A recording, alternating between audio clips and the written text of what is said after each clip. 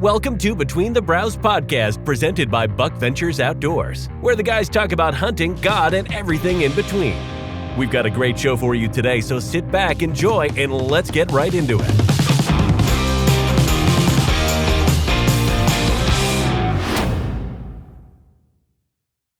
Well, guys, welcome to episode 3 of Between the Brows. Still presented by nobody. That's going to continue until we find somebody. But yeah, episode 3. Daniel's not here today. He is. I don't know where Daniel is. Yeah, well, Daniel is obviously 5/7 is the grand opening. If you don't know, is over in Okmulgee, going to take place at the end of this month, and I think there's semis unloading Coyote tractors and Spartan lawnmowers today, and all kinds of things, just trying to get that ready. So that actually I think March 28th through the 1st, giving away a brand new lawnmower, giving away all kinds of things over there. So that's where Daniel's at. I got you.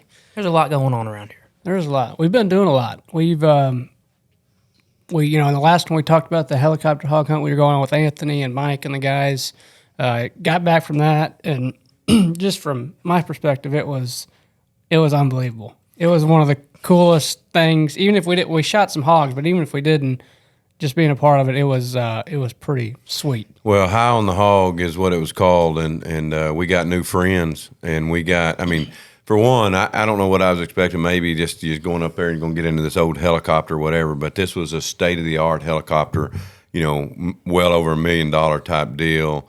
You're right.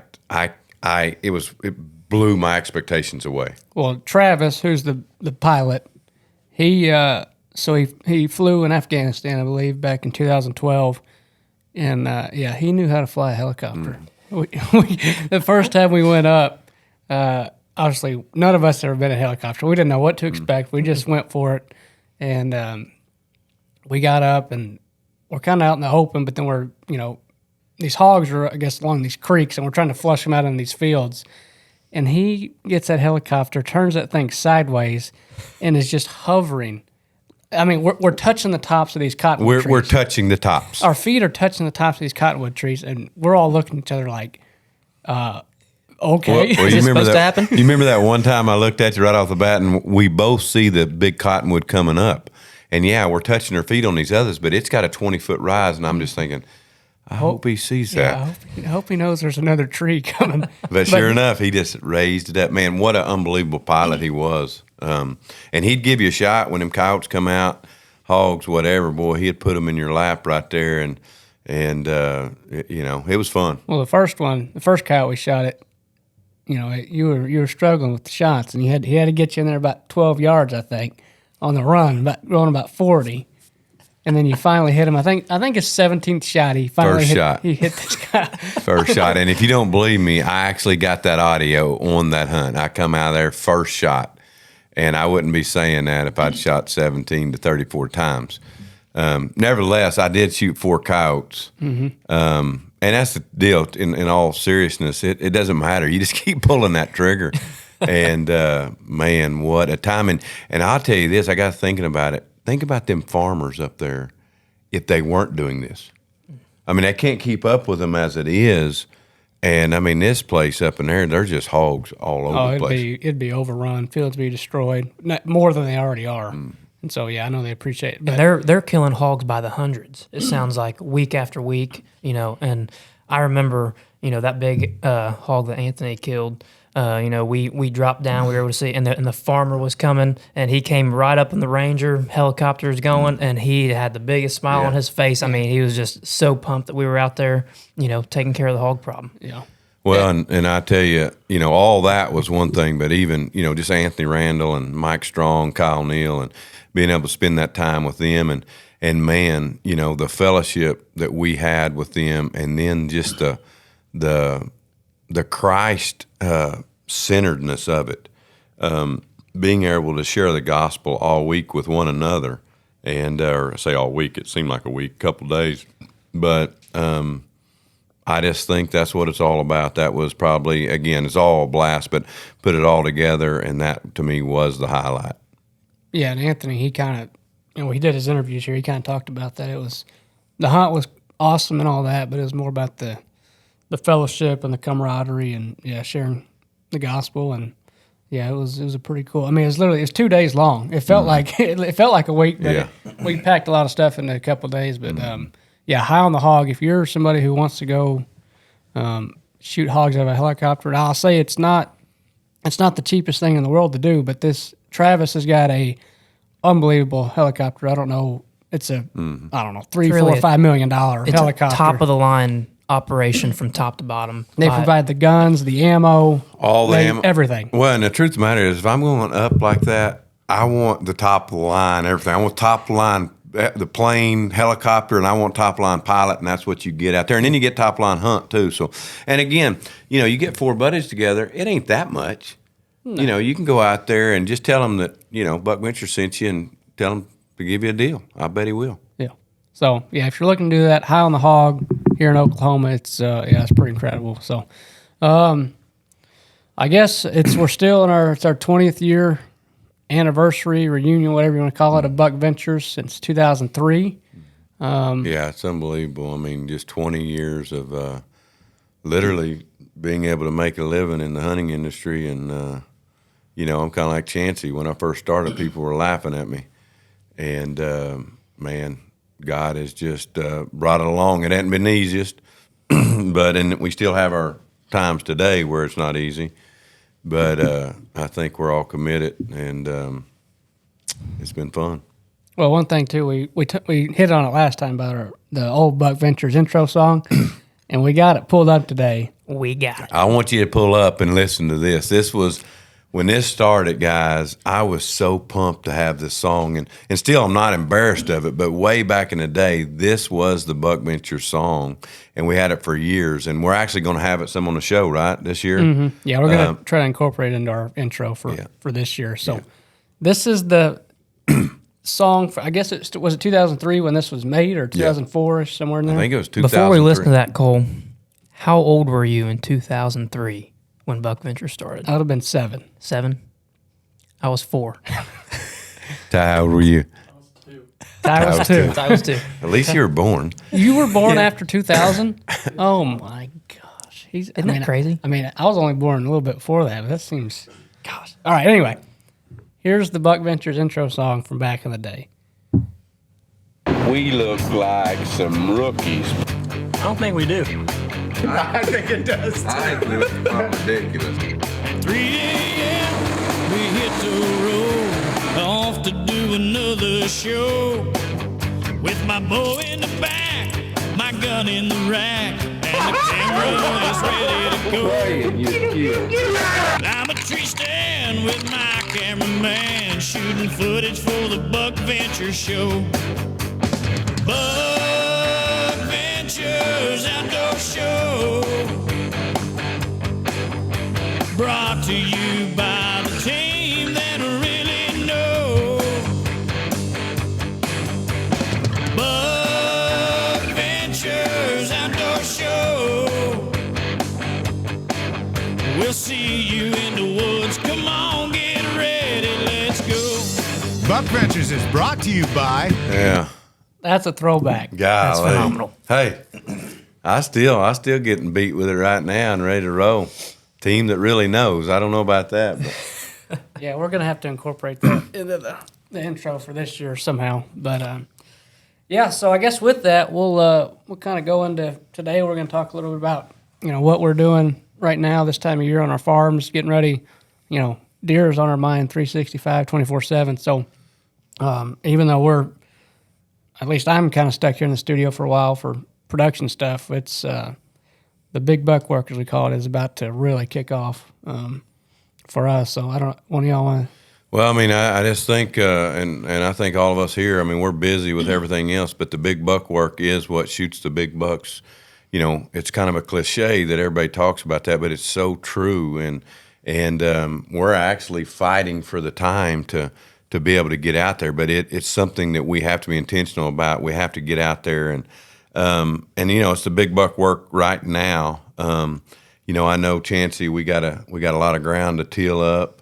One thing that we've already done that I would tell everyone to do is if you're going be planting, you need to get your soil samples ASAP. I think what they do a lot of times is people get their soil samples up just right there, and then the fertilizer is going on, and you need it on before.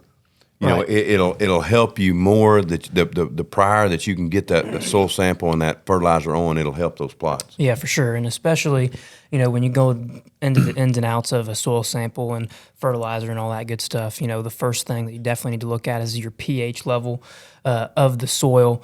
And the lime that you put on to compensate for that pH, whether you're low or whatever, that lime really needs to get on as soon as possible. Yeah. I mean, it sometimes takes months for that lime to really incorporate in the soil and make a difference.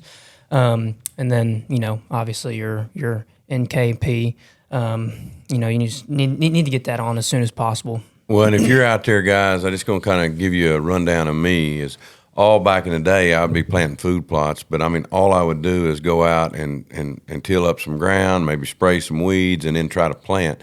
And I never could get good stands and this and that. So if you're one of those guys that really don't know what we're talking about, is a soil sample literally will cost you like $10. It's so cheap. All you're going to do is gather some soil out there we're going to plant, and you're going to take it into your co-op or your whatever, your courthouse, if you're in Oklahoma, down here at OSU, I know does it. But basically, you're just going to tell them what you're going to plant. If you're going to plant evolved harvest, turnips, you tell them that. If you're going to plant soybeans, you tell them that.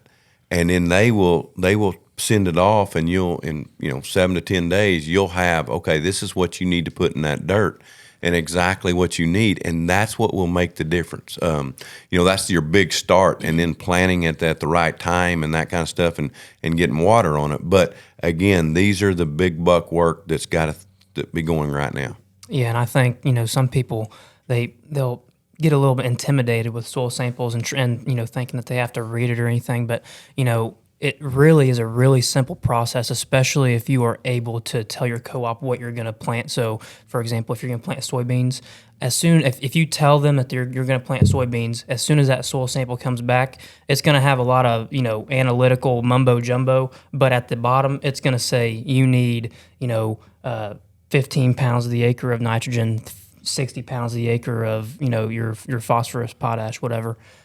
So it really takes the guesswork out of it, and it's really a simple process, and it makes all the difference. Yeah, then you don't have to worry about having to figure all that out. You can just take it to your co-op, and they do all the mixing for you. You don't even have to, even know what all that means. I guess in a sense, they take care of it. Exactly. Yeah, I mean, we go in there, and just so you know, I mean, some of our stuff might be a little bigger than yours, but if we got 10 acres. We'll go in there, and they'll actually give us the trailer to pull. They'll show us how to operate it at 60 pounds an acre or whatever it is, and all you do is take your pickup out there and pull it around. Yep. So it is simple. The other is, as we go down this, I want to say that the anabolic grow is something that we are heavily incorporating right now because again. What will that cost an acre for us? Say we got 2 acres, what's that going to cost us to put anabolic grow on? It's $25 an acre, I believe. So it's really relatively cheap. And the one thing about anabolic grow is, it's not a fertilizer. So you still need to get your soil tested. You still need to get your soil right. Anabolic grow is a completely different deal to where, anabolic grow is going to bind to the seed, and it's going to, excel that seed to where it basically, down to the science. It's a microbial enzyme, and it's proven to produce bigger root balls. The amount of time per day that plant is achieving photosynthesis, so actually growing, and the results are absolutely incredible. So in a sense, you're telling me that soybean, the anabolic grow is going to give us the very max that soybean can get. Right, and so the soybean still needs the soil to be right for that growing condition to be optimized.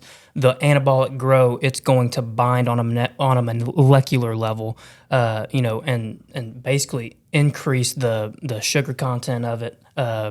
and all and the yield potential, the whole 9 yards. It's really an unbelievable product, especially when you incorporate that and get all the pieces of the puzzle together. I mean, we've seen that it's done really well. Well, one thing too, people might not know because Anablock Grows a very new company yes. that came out, but it's not new. People that they've been on the commercial side of things for Yes. a long time, and there's farmers who do thousands of acres. I mean, that's their living, and they've been trusting this to get better yields on their crops, whatever it may be. So it's not a new,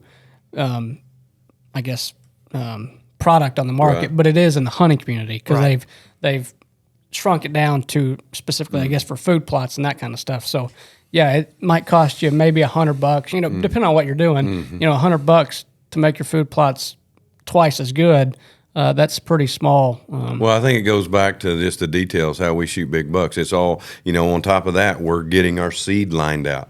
We know what we're going to plant. I'll tell you what we do, guys, is we use Onyx, and Cole and myself, Chancey, we go in there and we look at every piece of ground that we're going to do something to. And we use Onyx and we mark it up in Onyx. Yellow over here is we're planting our grasses, the brown right here, and we're planting milo, the green, we're planting alfalfa, whatever it might be.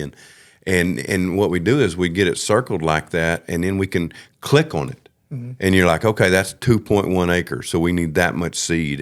And so that's stuff that we've already done, and that's part of the big buck work, and you can do the same, figure out what you want to do. But again, that's all right now.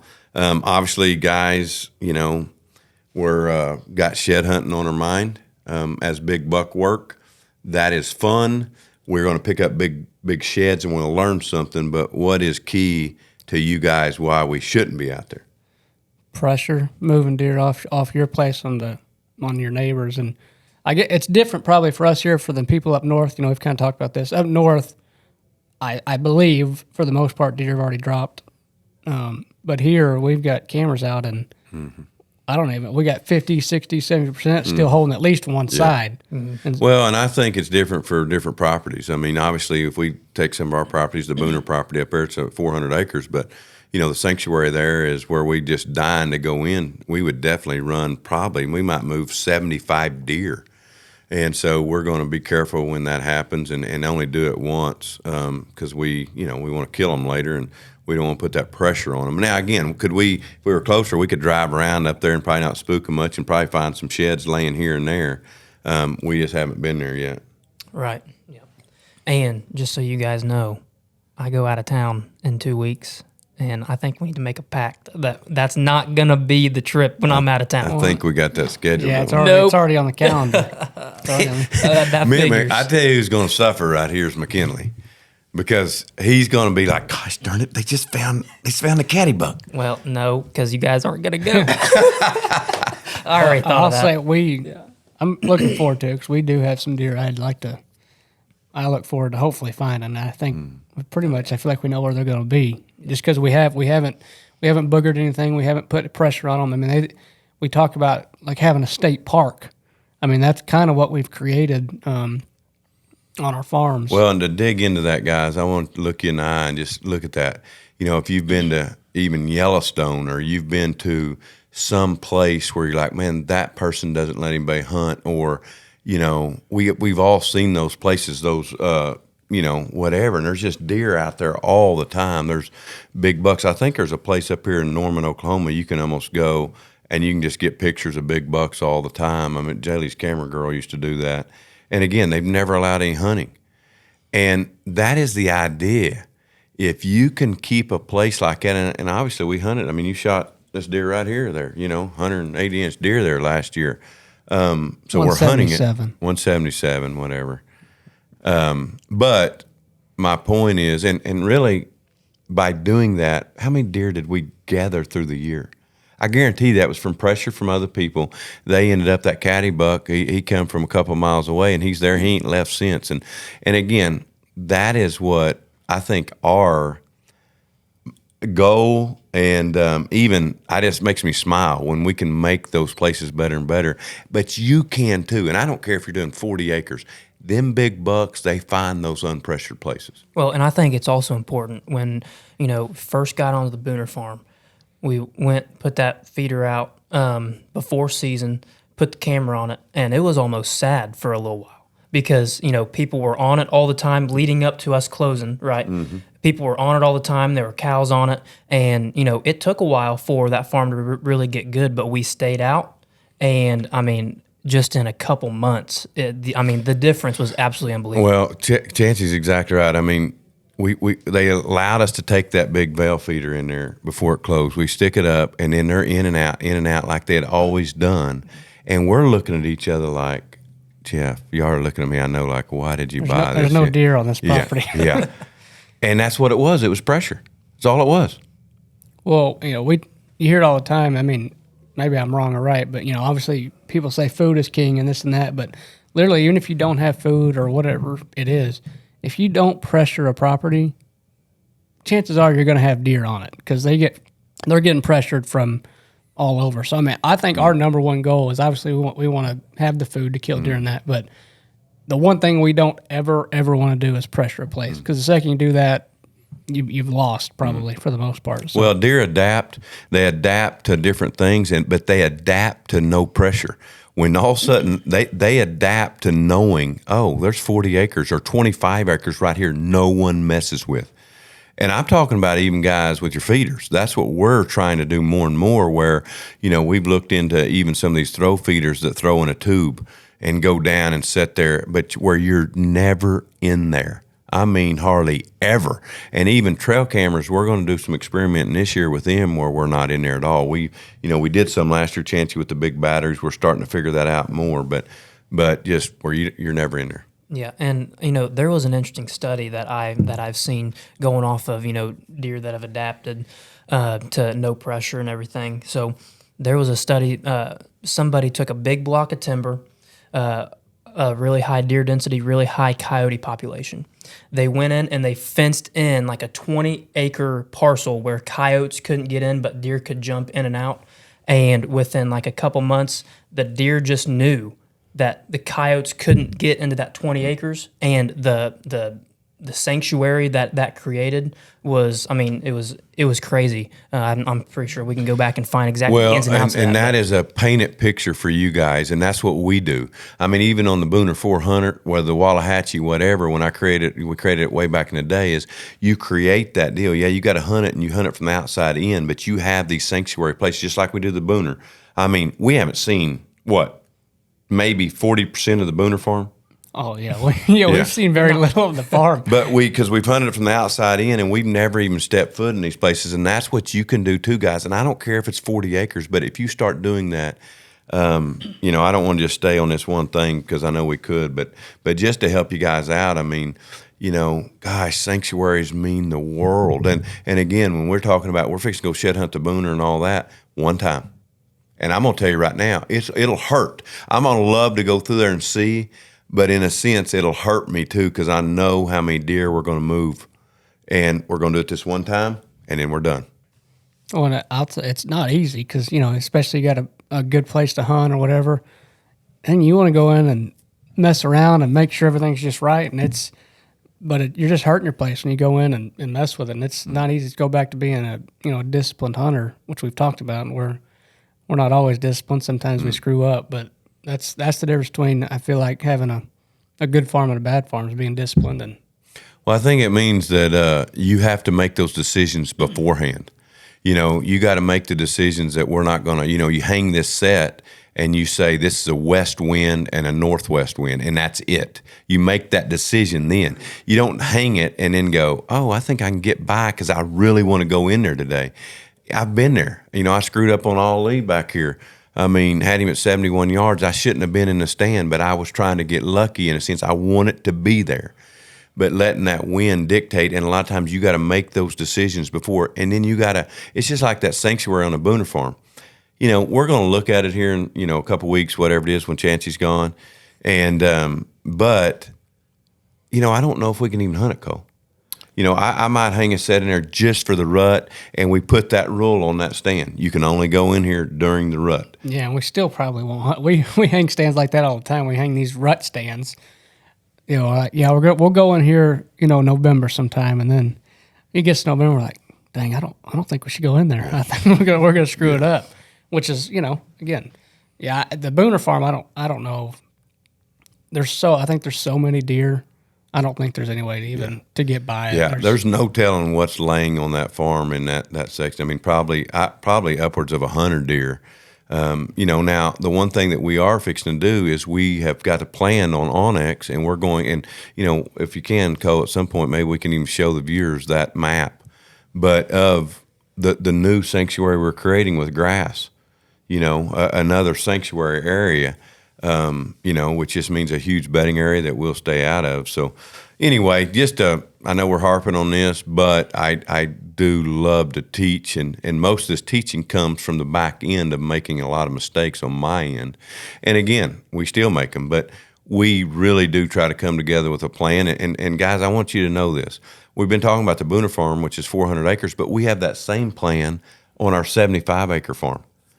Yeah. That doesn't hunt big. I mean, it's got field on both sides, and it's got a creek. But what we've done, and not for a lot of money, we're going to make that farm bigger by planting, grains and stuff, and to hide deer, to make deer more comfortable, and it, in a sense, will make that place bigger and better. Yeah, I mean, you want to run through kind of how you're going to set it up, or not really? Well, so the 75 acres is, and you helped me out, Cole and Chancey. So basically, guys, it's a triangle. It's next to some really big bedding on some other people's places, and we've, that's where I shot heavy this year. We love the place. Cole about killed on it. Al got in his way, or he would have shot a deer. But we got an old road that comes through there, and we are going to protect that road with a bunch of head feed. We're going to use the head feed right up to the blind where you can protect yourself walking in and out. And then we're going to put those soybeans in there, on one side. On the other side, we're doing a lot of the same thing, head feed, then Milo to protect everything. And then buried back in there closer to the creek, we'll put soybeans again. Well, did you mention the railroad track runs by it? Anyway, there's a railroad track that runs right beside it. And so we can park by the railroad tracks. A lot of times there's so many trains that go through there. When you're walking in, you're it's kind of covering you up, which is nice, the noise of it. But I think one thing it goes back to is observation from your history of a farm, because I hunted there quite a bit this past season, and you learn where deer travel, where deer cross. Especially this farm, I don't think a single deer lives on it. They come from across the road, so we know where our blind needs to go. We need to know, or we know how to set it up. We know where the deer are probably going to walk through. So when you're hunting, even if you're not successful that year, be observationally, if that's a word. I don't know if it's a word, but learn what the deer are doing and how you can adjust your setup the following year to maybe be successful. Yeah, and I think that's a good point. Also, Cole, you just mentioned that not a single deer probably lives on the 75, and I think this is really relatable to a lot of people that have smaller acreages. That if you have 40 acres, 80 acres, 100 acres, your farm is probably not going to hold all of the deer. So trying to find out what your parcel's identity is also a really important part of putting the pieces of the puzzle together. So like for the triangle, that's a more of a destination food source type of a parcel, whereas the other parcel right across the street is more of bedding. So being able to identify which what your identity of your farm is will also alter the way you are able to hunt it. Well, I think it's a great point from both of you guys. I do want to add this to that. You got to find the identity. That your farm's identity isn't just its identity. Mm-hmm. It might be its identity in August and September. It changes identity, because this one, as I observed it early, they were living on it. I remember 35 deer coming out on the soybeans early. Now, here's the other thing. When you find out the identity of your farm, you can make it better and help change the identity, because here's the deal with the 75, the triangle. Next to it is a place that doesn't get hunted. It doesn't get hunted at all. So as long as that stays like that, I'm fine with my identity to this farm. But that could change at any time, right? Someone could buy it, someone could come in and lease it, and that change. So we're in the process of making ours better. that it will hold more deer. And let me just say this, based on what we just talked about the last 15, 20 minutes ago, is all of a sudden someone starts hunting that piece of property where all them deer are bedding, and then we got ours set up where there's no pressure on it. You know where they're going to bed? On us. So that is what you got to figure out, because you might have that place where someone's hunting next to you, and they got thicker stuff, whatever, but they're moving them deer around. Continue to be careful with your footprints on yours, and they'll start bedding on yours. Yeah.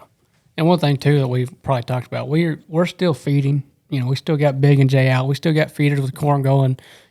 We try our best not to let those ever run out. Now there's times one might run out, but just gives the deer a place to come and have feel safe because they're not being pressured. There's no human traffic or whatever. So yeah, we're still feeding. We got a lot of Big and Jay out. Well, and just so you know, guys, we got lots of feeders, this and that, but we're not feeding all of them. Mainly our farms. Every farm has one feeder going, and it's mainly right in the center of it. And we're not feeding a lot, but enough that they're coming to it. They're and they wanting know it's there. They know it's there, and it's it makes a difference. It makes a difference in so many ways. It never runs out, so they can count on it all year round, and it makes a difference in hunting season because it's just a way of life for them, and they stay right on the center of our farms. Yeah, and I also think, Jeff, we've kind of seen that, feeding this time of year is sometimes when you can steal deer too, because, they might be living a mile away, then all of a sudden they can rely on that food source when there's not a whole lot of other options out there, and they just end up staying, and that's also it's the one time that you're not fighting with all your neighbors because about 99.9% of them aren't feeding right now. The other thing is with Big and J, mineral, that kind of stuff, I truly believe you're going to add inches. You're going to keep deer healthier. And again, I get it. Not everybody can afford it, but it's not, you don't have to just feed, a ton. You're just feeding some and keeping them coming. I mean, the more you can feed, the better, obviously.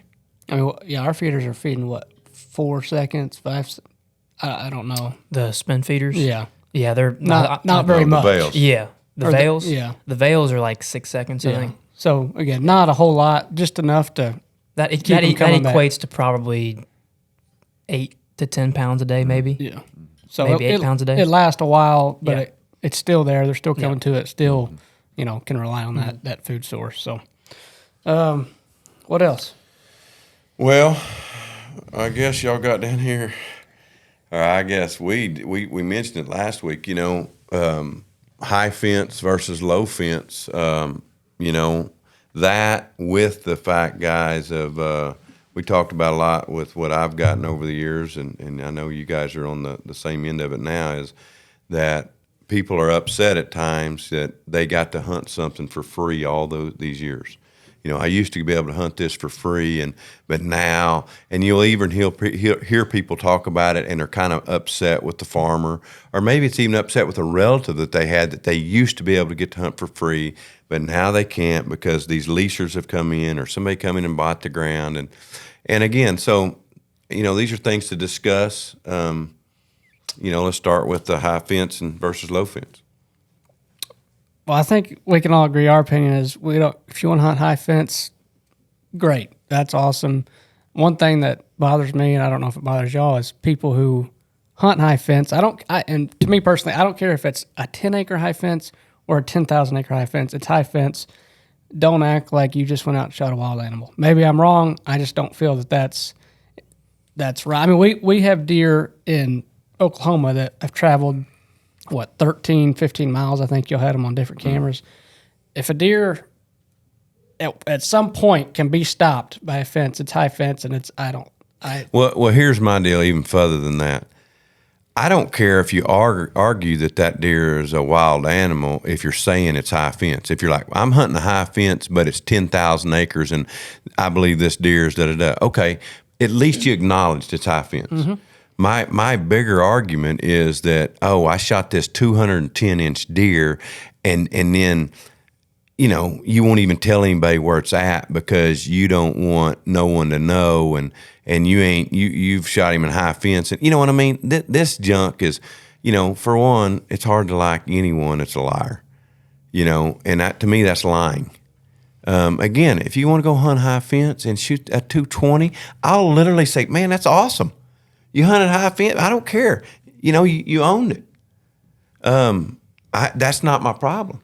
My problem is don't fib about it and take your 210-inch deer against my 165 and think you've done something.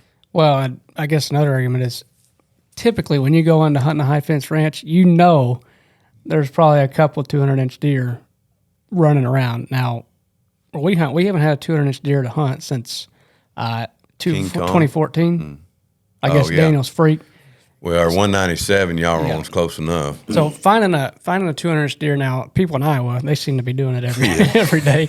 But finding a 200-inch deer on free range, wild, whatever you want to call it, it's near impossible. I feel like. Now we've shot some really good deer. Obviously, a lot of 180s. Just shot a couple 200s.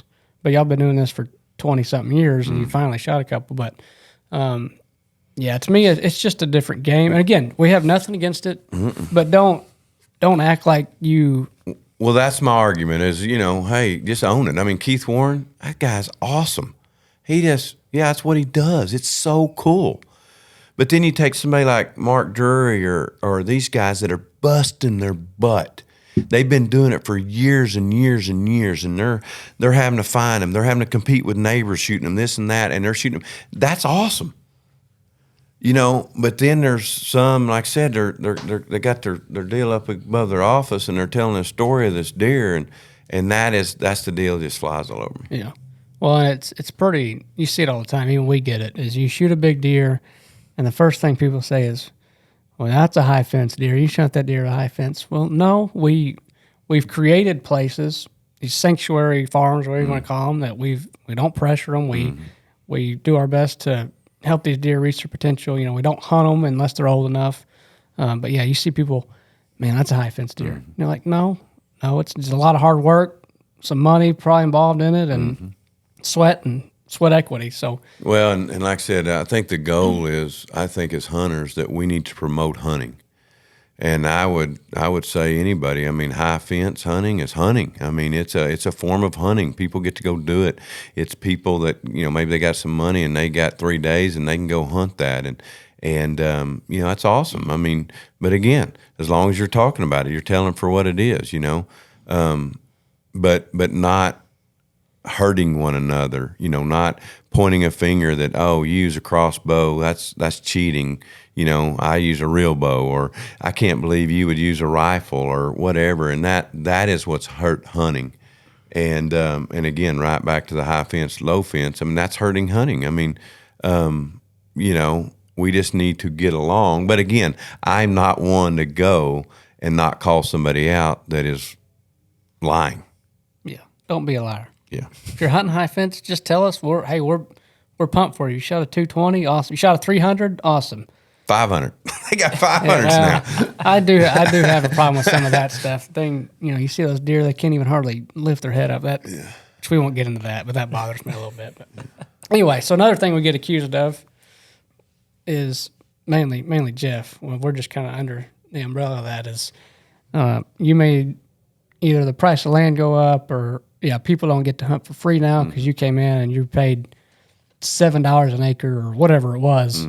And now people are angry. They don't like it. Well, I think the big thing with me is first of all, I've been falling right into this same deal in different areas, where we're always complaining.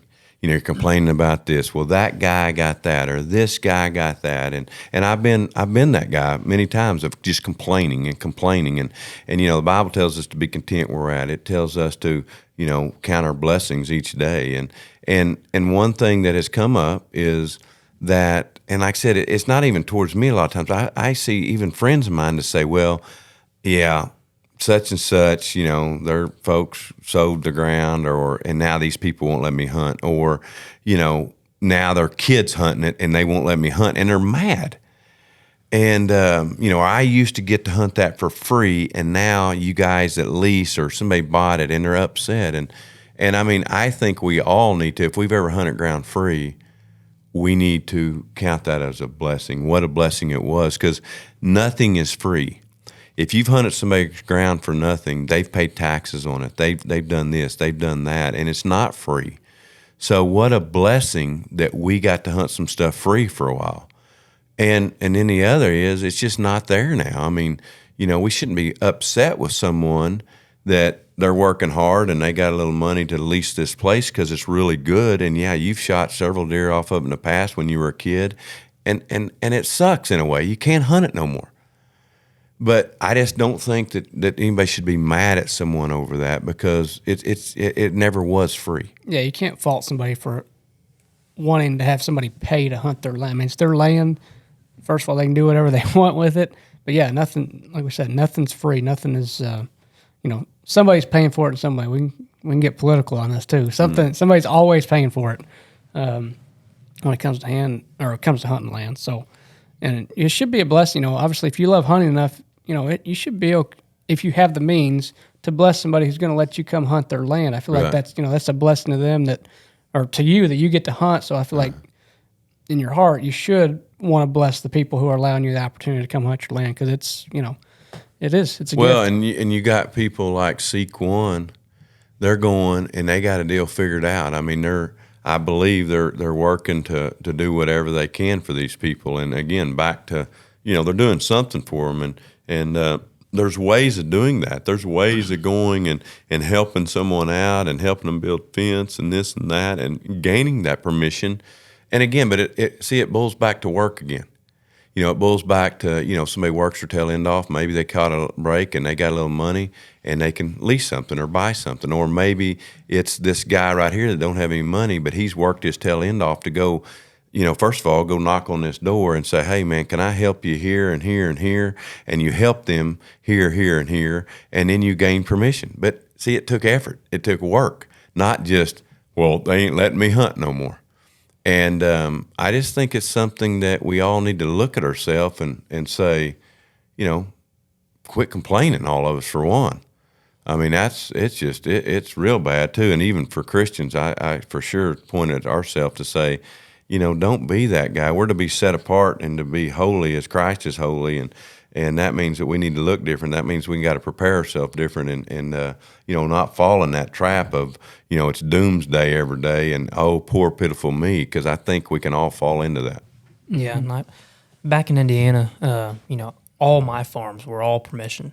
And, there were some people that hunted a couple of other parcels that I had permission on. And, was it sometimes frustrating selfishly that, you would walk up and you would see a camera or, see a new tree stand or whatever? I mean, sure. I mean, it's sometimes frustrating, but I mean, you can't get all bent out of shape on that because like you said, I mean, it's not yours. Yeah. Right. And I mean, there's a lot of people that will get emotionally attached to a piece of ground and, I've been there, but at the same time, I mean, just like you said, I mean, it's just a blessing to be able to hunt and people to give you permission. Well, that brings up a point too, Chancey, of is kind of where I started leasing because I actually had a lot of people that would let me hunt, but I ran into that, whether that was an outfit or whatever, and God gave me a desire to be able to want to make these places better and better and to, know where the footprints were. So I knew